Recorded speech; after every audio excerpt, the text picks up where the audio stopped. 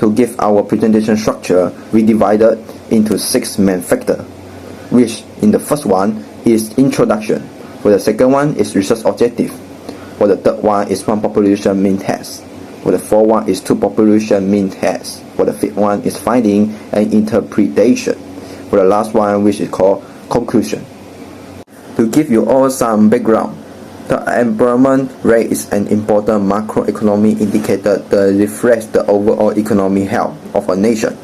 In Malaysia, different states offer different employment opportunity due to regional growth. Understanding this rate is crucial because they directly affect household income, business growth, productivity, and also social stability. You all may wonder, why is this study important? Firstly, it helps the governments make informed policy decisions regarding to labor. Secondly, it assists business in planning their future investment. And it also helps us identify regional economic differences and deeply understand current labor market conditions in specific areas. For the research objective, our study focuses on 2 main objectives. For the objective 1 is to determine whether the unemployment rate in Johor is significantly exceeds 2.0%, while for the objective 2 is to analyze and determine whether there is this significant difference between the unemployment rates of Johor and Kedah. For our analysis, we collected quarterly data for the year 2024 from the Department of Statistics Malaysia, DOSN. As you can see from the table, we have 4 quarters of data for both Johor and Kedah, making our sample size and equal to 4 for each state. In Johor, the rate stands at 2.2% for the first 3 quarters, and then grown to 2.4% in quarters 4. Meanwhile, the quarters 1 for the Kedah is 2.7%, the quarter 2 is 2.4%, and then the quarter 3 is 2.5%. However, the quarter 4 is going down from 2.5% to 2.4%. Now, let us look at the 1 population mean test. The purpose here is to see if Johor unemployment rate is greater to the 2.0%. Our null hypothesis, which HO, states that the mean is less than or equal to 2.0%, while our cognitive hypothesis, which is H1, states that it's greater than 2.0%. We choose 1 sample t-test because the population standard deviation is unknown, and also our sample size is small, which is only 40. To perform the test, first we need to calculate the sample means using the formula that has been given here in the slide, which is x bar equal to summation of x divided by n by adding up the quarter rates for dividing by Johor is 4. We found that average unemployment rate in Johor for 2024 is 2.25%. After we already finished calculating the means, next we need to calculate the standard deviation. Using the standard deviation formula has been shown on the slide, which is S equal to square root of summation of x minus x bar square divided n minus 1. By using this formula, we have a final sample of the standard deviation, which is 0.1. With the mean and standard deviation slope, we calculate our t-test statistic by using the formula t equal to x bar minus population means divided by s divided by square root of n. By substituting our values, 2.25 minus the hypothesis 2.0 divided by 0.1 over the square root of 4 we got calculated T values is 5.00. Now, we need to compare our calculated T value to the T table with a degree of freedom, which is df of 3, and a significance level, which is alpha of 0.05. Our critical values is 2.353. Since our calculated values of 5.00 is greater than 2.353, it falls into the rejection region. Therefore, we reject the H0 hypothesis. Now, let's look at the interpretations and conclusion. First, for the interpretation, there is sufficient evidence to conclude that the 2024 unemployment rate in Johor is significantly higher than 12.0%. This is backed by our conclusions on the right. Based on the one sample t-test, the calculated t values is 5.00, which exceeds the critical values of 2.353. Therefore, the null hypothesis is rejected. In short, the actual average unemployment rate record was 2.25%, proving that unemployment in Johor slightly exceeds the benchmark level during the year. And now, our group member Daniel will continue our presentation.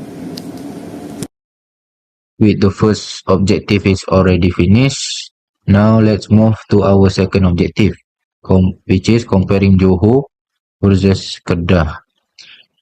For the first hypothesis, which is HO, there is no difference between the two states.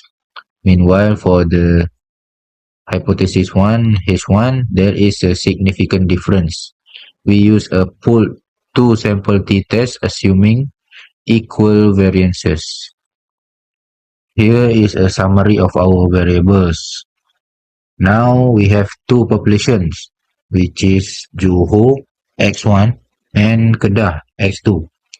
Each has 4 observations from the 4 quarters of 2024. For the calculation of mean, we also use the same formula as before that has been given in the slide here.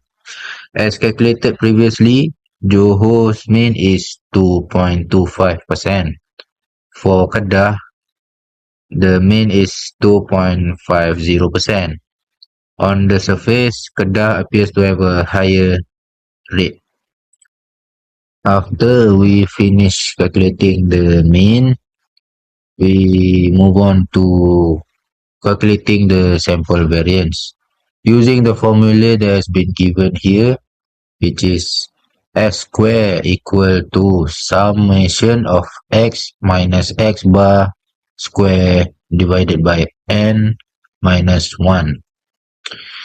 After we calculated using the formula, we found that sample variance for Johor is 0.01 and for Kedah is 0.02.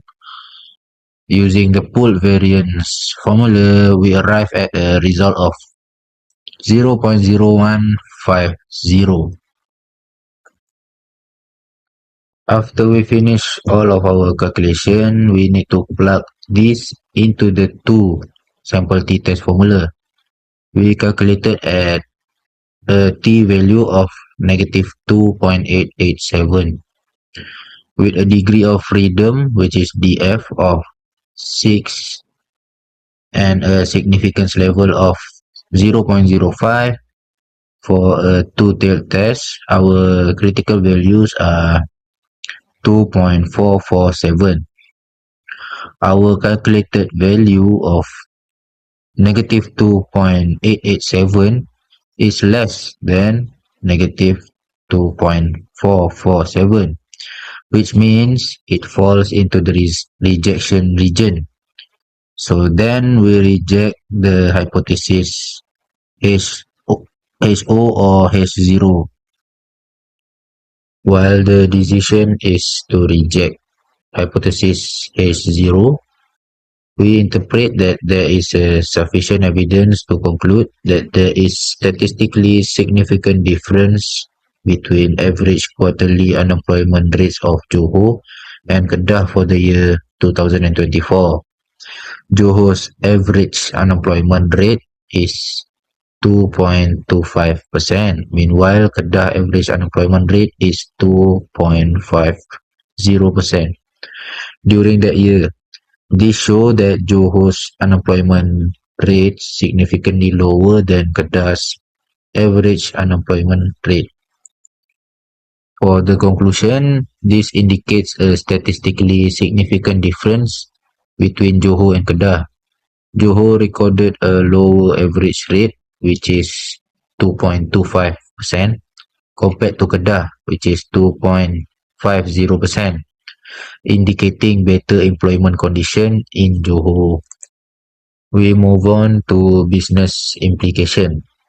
From a business perspective, Johor offers a better economic stability and is more attractive for investment, for investor to invest.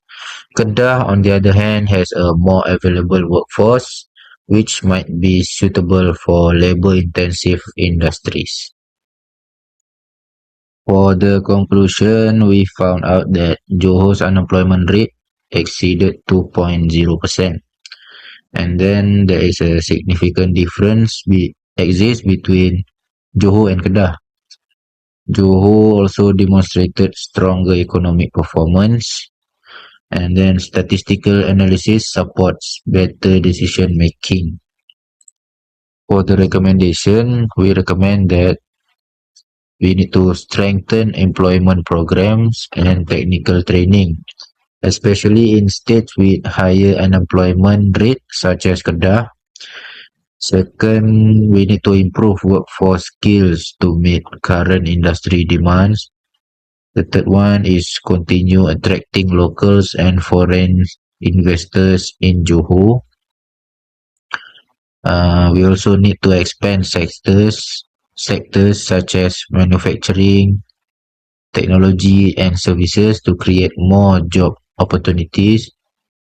And then businesses and investors may consider Johor as a strategic location due to its stronger economic stability. Kedah should also focus on developing industries that can generate more employment opportunities to counter the unemployment rate that has higher rate in Kedah. And for final one, future research should include more states and longer periods of data for a more comprehensive analysis.